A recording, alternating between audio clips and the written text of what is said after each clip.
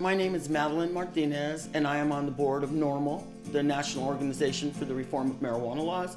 I'm also a co-founder of the NORML Women's Alliance, and I am the executive director currently of Oregon NORML and Women's Alliance.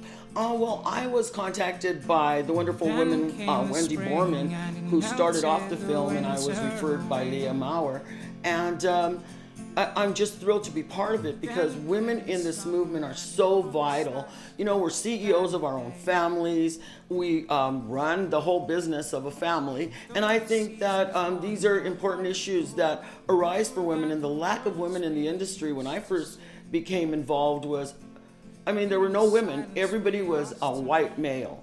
And it was very disturbing. And so for me, this is an important film because I would like to, as a Latina, as a woman of color, make sure that we are also invited to be part of this industry.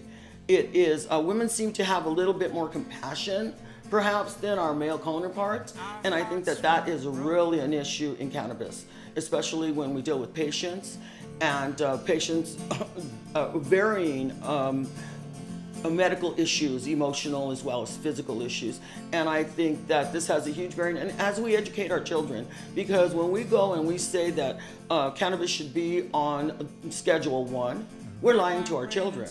It does have medical, we all need it medically, or not all of us, but most people can use it for either, a symptom of their pain or for emotional issues. And also it has been proven to be a bridge to recovery off of opiates and some really harsh pharmaceutical drugs. And I think in many ways the reason that we're being kept back is because males feel a little intimidated by us, because we can go out there and we can kick some ass. Well, I think that they should expect to see some women that are very courageous and that want to make change in this country in regard to cannabis, and that we can take our place in history, and we can insist on being, because at this point we're insisting on being part of the cannabis industry, and we're fighting our way into it.